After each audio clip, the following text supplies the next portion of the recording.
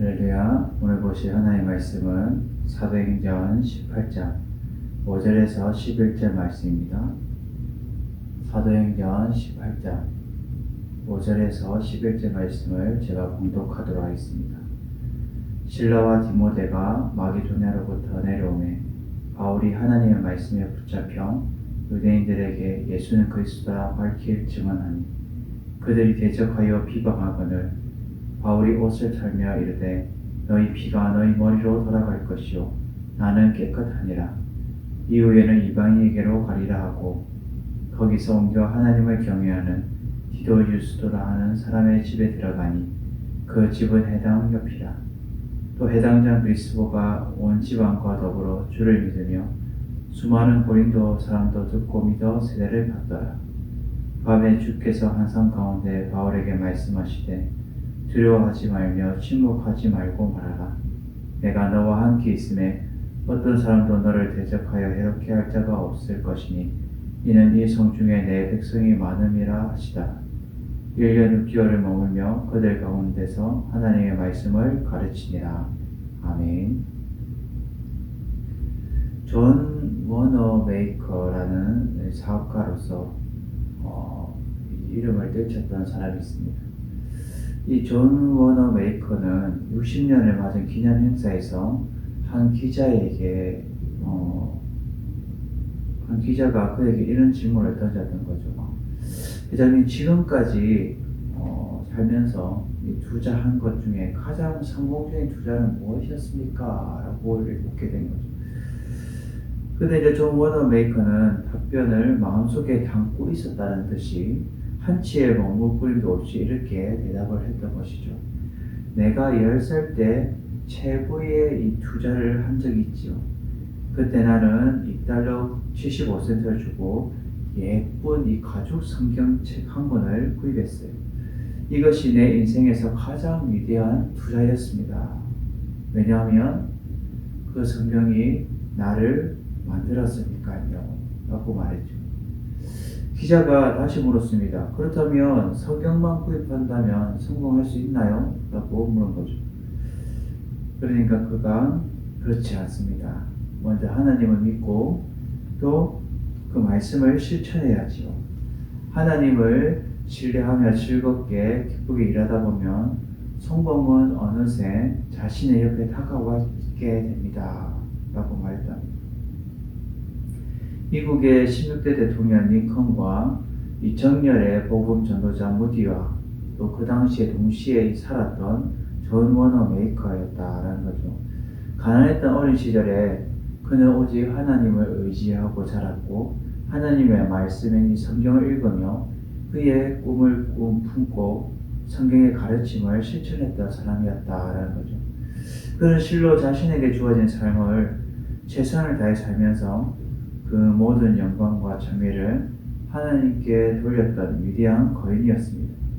대부분의 사람들이 이 성경이 아는 것에만 만족하면서 사는 동안 이 존 워너메이커는 그의 인생의 매 순간을 성경 말씀을 실천하면서 삶의 그 몸소 보여주면서 또 꿈을 성취하면서 채워나갔다라는 것이죠. 이 카우만이라는 스웨덴 소프라노 가수가 있었습니다. 세계 정상에 올랐던 제니 린드의 전기에서 이렇게 말하고 있습니다. 19세기의 대표적인 소프라노 가수인 제니 린드의 경력에서 가장 놀라운 일은 그녀의 화려한 시기가 매우 짧았다라는 거죠. 그녀는 영국의 오페라 극장에서 불과 2년을 노래했을 뿐이며 실질적으로는 런던에서 모습을 나타낸 지 불과 5년 만에 이 은퇴를 했던 거죠. 그리고 그는 후에 수년간 가끔 자신을 위해 이 음악회를 위해서 모습을 나타냈을 뿐입니다. 라고 말했죠. 젊은 여성이 이토록 높은 인기를 버리고 그것을 다 접고 그냥 시골로 이 은퇴해버린 것을 많은 사람들이 이해할 수가 없었던 거죠. 어느 날 그녀가 해변에서 이제 이렇게 성경책을 읽고 있을 때에 그녀를 무척 아끼는 사람이 그녀를 찾아와서 물었습니다. 아니 왜 당신은 인기 절정에서 계속 머무를 수 있는데 왜 거기서 돌아섰나요? 이 제니린들은 읽고 있던 성경책 위에 내 손을 탁 얹으면서 이렇게 말했답니다. 이 성경을 읽을 시간이 날마다 줄어드는데 어떻게 제가 그만두지 않을 수 있겠어요? 사랑하는 성도 여러분, 우리는 날마다 하나님의 말씀을 읽음으로 인하여 즐거움과 성령님의 이 깨닫게 해주심을 인하여 여러 환경에서 우리는 믿음으로 돌파하는 삶을 살아가야 하는 거죠. 우리는 오늘 말씀을 통하여서 세 가지 말씀의 중요성을 알고 어떻게 행동해야 할지에 대해서 알아봤으면 합니다. 오늘 말씀의 제목이 제가 서두에 말씀을 안 드렸지만 말씀을 붙잡고 돌파해라. 말씀을 붙잡고 돌파해라. 이 말씀을 붙잡고 돌파하기 위해서는 어떻게 해야 될까? 첫째로 성령의 충만함으로 이 말씀 사역에 대해서 열정적으로 감당해야 하는 것입니다. 오늘 본문 5절에서 6절 말씀을 제가 공독해 드리겠습니다. 실라와 디모데가 마게도냐로부터 내려오매 바울이 하나님의 말씀에 붙잡혀 유대인들에게 예수는 그리스도라 밝히 증언하니 그들이 대적하여 비방하거늘 바울이 옷을 털며 이르되 너희 피가 너희 머리로 돌아갈 것이요 나는 깨끗하니라. 이후에는 이방인에게로 가리라 하고. 아멘. 인도의 개척 선교사였던 이 스코트 목사님은 이 복음이 전파되지 않은 미 개척지 선교지를 향해서 가다가 저기를 품은 한 무리의 사람에게 붙잡히게 되었던 거죠. 그들은 긴 창으로 그의 심장을 겨누었습니다. 그래서 나는 이제 꼼짝없이 죽게 되는구나 하고 생각이 들었지만 그는 한편으로 또 하나님의 약속이 굳게 서서 늘 가지고 다니던 이 바이올린을 이렇게 한번 치면서 원주민들의 언어로 찬송을 하기로 시작했습니다. 주 예수 이름 높이여 다 찬양하여라. 그 앞에 무릎 꿇고 면류관 드리세. 그 면류관을 드려 만유의 주 찬양. 이 스코트 목사는 잠시 후면 다가올 그 죽음이 기다리면서도 눈을 감고 이 바이올린을 켜면서 찬양을 했던 거죠. 그러나 3절이 다 끝나도록 아무 일도 일어나지 않아서 눈을 이렇게 딱 떠보니까 그를 겨누고 있던 사람들의 손에서 창이 손에서 떨어져 있었으며 눈에는 눈물이 가득 고여 있었다는 거죠. 사람들은 찬양받으실 그 높으신 이름이 누구인지 말해달라고 했습니다. 그리하여서 그는 그들과 함께 집으로 가서 여러 해 동안에 그들 가운데 거하면서 수많은 사람들을 이 그리스도께로 인도했다는 거죠. 이것은 성령의 역사가 있었기 때문에 가능한 것입니다. 사랑하는 성도 여러분, 우리들 또한 성경을 읽고 글씨로 적으면서 성령님께서 그 말씀을 깨닫게 해주시고 그로 인하여 그 복음을 가르치는 사역에 열정적으로 감당하게 된다는 거죠. 오늘 본문 5절에 보면 실라와 디모데가 마게도냐로부터 내려오매 바울이 하나님의 말씀에 붙잡혀 유대인들에게 예수는 그리스도라 밝히 증언하니.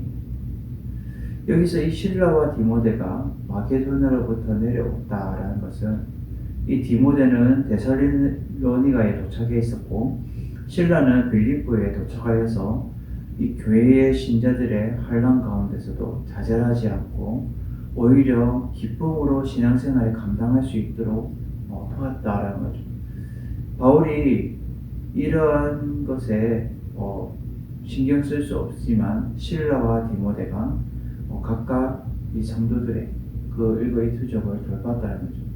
그럼 바울은 하나님의 말씀에 붙잡혀라고 말씀하고 있습니다. 이 실라와 디모데가 온 후로부터 사도 바울은 오로지 이 말씀 증거에 계속적으로 붙잡혀서 지속적으로 전념했다는 것을 말해주고 있는 거죠. 말씀에 올인하면서 그것에 완전히 몰입을 하면서 말씀에 성령에 붙잡혀서 말씀을 보게 되었다는 거죠. 6절에 보면 그들이 대적하여 비방하느를 바울이 옷을 털며 이르되 너희 피가 너희 머리로 돌아갈 것이요 나는 깨끗하니라. 이후에는 이방인에게로 가리라 하고, 여기서 그들이 대적하여 비방하거늘이라고 말하는 것은 이 바울의 선교에 대한 유대인들의 사악하고 완악한 행동이 있었다는 거죠. 이들의 반대 입장을 계획적으로 대적하며 방해했다는 것을 보여주고 있는 것입니다. 그럼으로 인해서 유대인들을 향한 이 복음 전파에서 사도 바울은 방향을 바꾸어서 유대인들에게는 복음이 들어가지 않고 그들에게는 아무런 의미가 없구나. 방향을 바꿔서 이방인들에게도 직접적으로 복음을 전파하게 되었다라는 것이죠.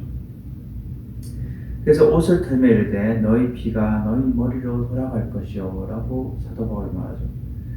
여기서 옷을 털다라는 것은 부정한 모든 것을 거룩한 곳인 자신들의 땅에 묻혀서 들어오지 않겠다라는 의도에 취해진 행동으로서 지금 사도 바울은 이것을 역이용하여 복음을 받아들이지 않는 이 유대인들에게 구원의 복음과 너희들은 무관하다라는 사실을 이 옷을 털면서 이렇게 행동을 보여줬다는 거죠.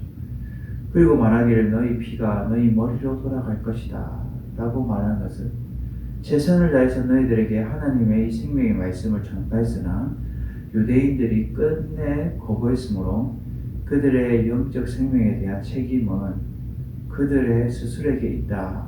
나는 내 할 부분을 다 했다라는 것을 말해주고 있는 거죠. 그래서 사도 바울은 성령의 충만함으로 그들에게 복음의 사역을 감당했지만 안타깝게도 이 유대인들은 스스로 자멸의 길로 가게 되었다라는 거죠.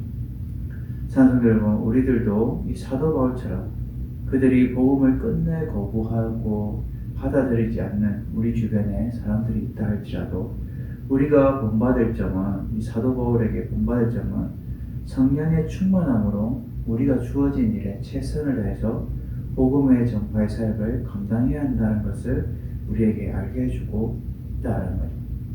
이러한 여러분들이 사실을 아셔서 날마다 말씀을 붙잡고 그 복음의 전파에 제1선에 설 수 있는 여러분 되시기를 주님의 이름으로 축원드립니다.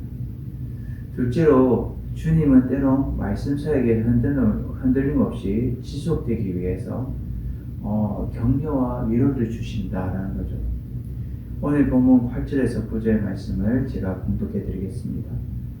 또 해당장 그리스도가 온 지방과 더불어 주를 믿으며 수많은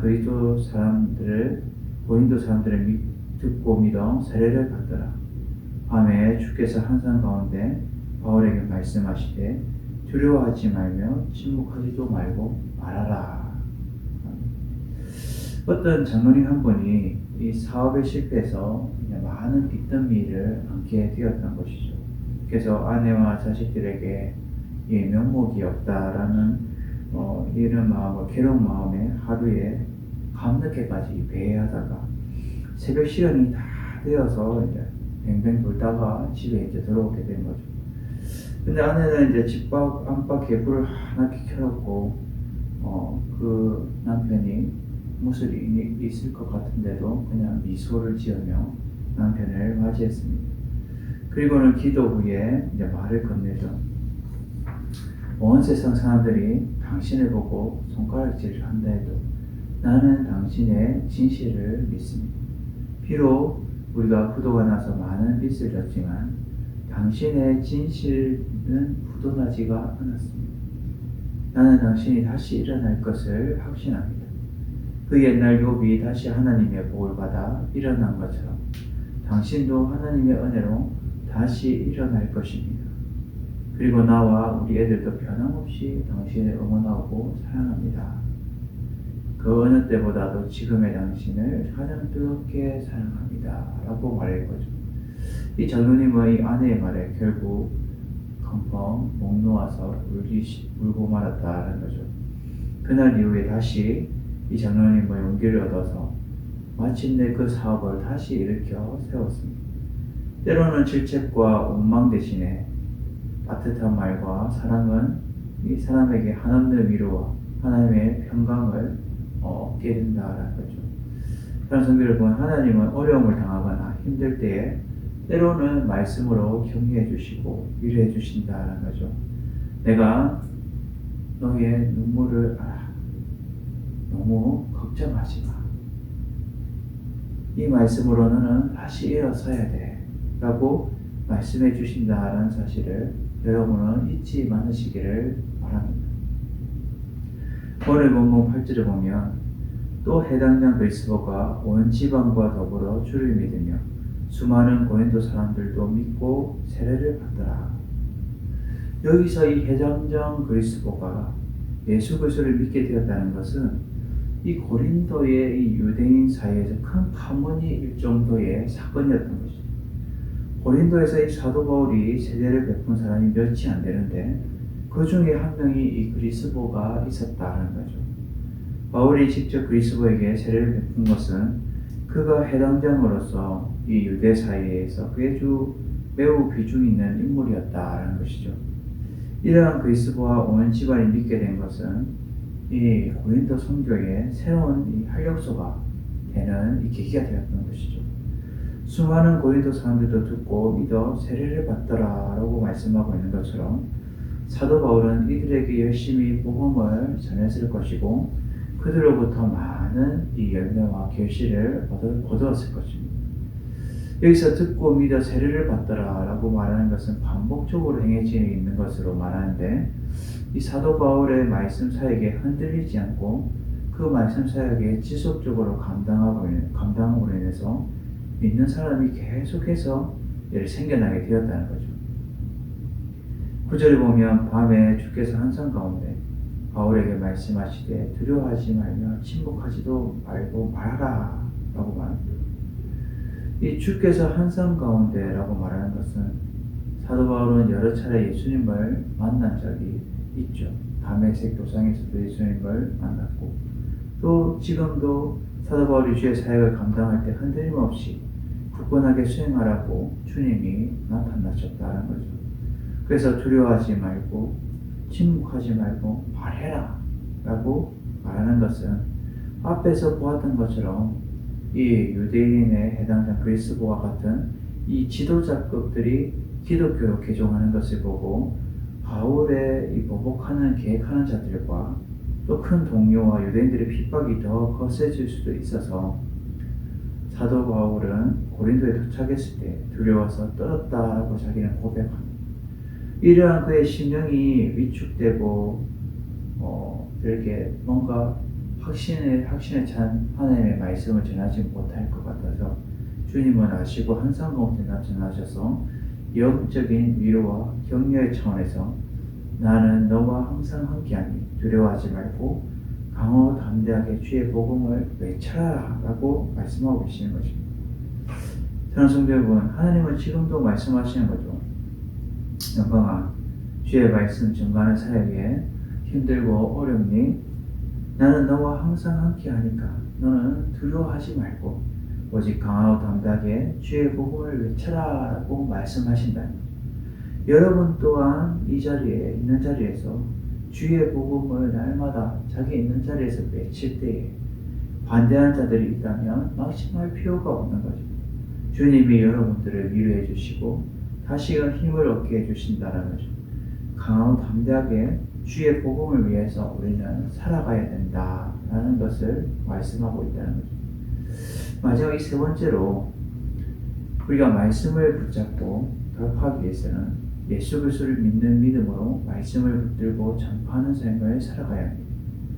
오늘 본문 10절에서 11절 말씀을 제가 봉독해 드리겠습니다. 내가 너와 함께 있으며 어떤 사람도 너를 대적하여 해롭게 할 자가 없을 것이니 이는 이 성중에 내 백성이 많음이라 하시다. 1년 6개월을 머물며 그들 가운데서 하나님의 말씀을 가르치니라. 아멘. 항해도 신천에 있는 장계교회의 이 오명신 집사님에 관한 이야기죠.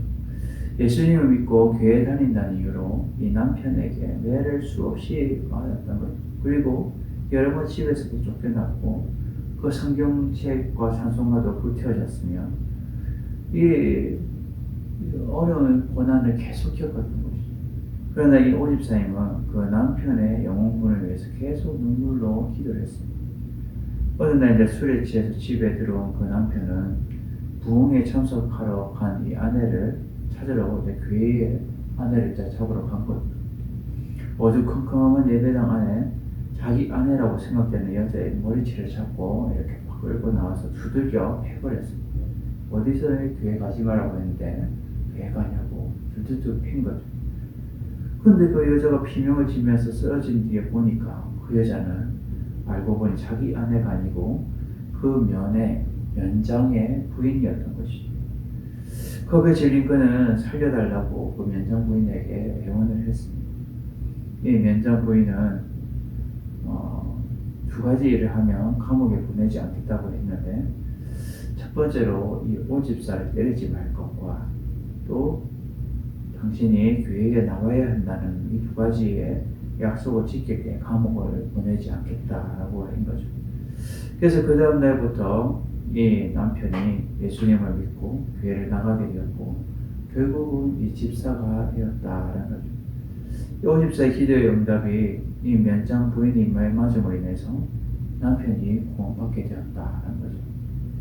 사랑하는 여러분, 우리가 어떠한 어려움과 핍박이 있더라도 우리는 그리스도를 전파하는 삶을 우리는 날마다 살아가야 하고 기도를 하면서 우리는 그 눈물의 기도와 하나님이 응답해 주신다는 것을 알고 우리는 날마다 말씀을 붙잡고 전파하는 삶을 살아가야 한다는 거죠. 오늘 본문 10절에 보면 내가 너와 함께 있으면 어떤 사람도 너를 대적하여 해롭게 할 자가 없을 것이니 이는 이 성중에 내 백성이 많으니더라 하시더라. 여기서 이 내가 너와 함께 있음에 라고 말하는 것은 예수님이 승천하실 때에 이 땅에 있는 모든 성도들에게 주신 약속의 말씀인 거죠. 즉 이 사도 바울은 오랜 선교 여행으로 많이 지쳐 있었지만 또 지속적인 말씀 전파 사역에 놓칠 수가 없었던 거죠. 그래서 그 사역 중에 예기치 못한 유대인들의 박해와 위협으로 심신이 지치고 위축되어 있는 상태에 놓여 있을 때에 지금 예수님이 다시금 이 약속으로 일깨워서 위로해 주신다라는 거죠. 어떤 사람도 너를 대적하고 해롭게 할 자가 없을 것이니, 이것은 바울이 주의 복음을 전파하면서 전혀 박해를 받지 않거나 어려움을 당하지 않았다라는 것이 아니라 계속해서 앞으로도 그 어려움에 네가 처하게 될 것이며 고난도 당할 것이지만 그때마다 예수님이 함께해 주심으로 인해서 어려운 상황을 넉넉히 극복하게 될 것이며 아무런 해도 받지 않게 될 것이다 라고 말해주고 있다는 거죠. 그리고 내 백성이 많다라고 말하는데 고린도 성내에 하나님의 절대 주권적인 이 선택과 사랑과 기쁘신 뜻에 따라 이미 구원하시기로 택한 이 많은 사람들이 있다라고 말씀하시는 거죠. 그러므로 사도 바울에게 너무 네가 염려하지 말고 예수 그리스도를 믿는 믿음으로 말씀을 붙들고 전파하는 삶을 너는 살아가라 라고 말씀하고 있는 거죠. 11절에 보면 1년 6개월을 머물며 그들 가운데 하나님의 말씀을 계속해서 가르친다 라고 말하죠. 이것은 사도 바울이 1년 6개월 동안 고린도에 머물면서 예수 그리스도를 알리는 전도 사역이 지속적으로 감당하고 또한 예수 그리스도를 믿는 믿음에 관하여 말씀으로 가르치는 사역에 지속적으로 감당했다라는 것을 말해주고 있죠. 찬송들 우리들 또한 사도 바울의 삶의 모습을 본받아서 우리가 날마다 있는 자리에서 예수 그리스도를 믿는 믿음으로 우리가 알고 있는 하나님의 말씀을 그들에게 가르치고 전파하는 삶을 우리는 살아가야 된다라는 것이죠. 아직도 하나님이 이미 구원하시기로 택한 사람들이 많이 있다는 사실을 여러분들은 기억하시기를 바랍니다. 찬송 여러분, 오늘 우리에게 주는 메시지는 성령의 충만함으로 주의 말씀의 사역을 열정적으로 감당해야 하며 때로는 사역 가운데 힘들고 지칠 때에 주의 위로와 격려를 통해 힘을 얻고 흔들림 없이 예수 그리스도를 믿는 믿음으로 전파하는 삶을 살아가야 한다는 것을 우리에게 알려주고 있다는 거죠. 이러한 삶을 여러분들이 날마다 살아가셔서 주님께 인정받고 칭찬받는 모든 성도 여러분 되시기를 주님의 이름으로 축원을 드립니다.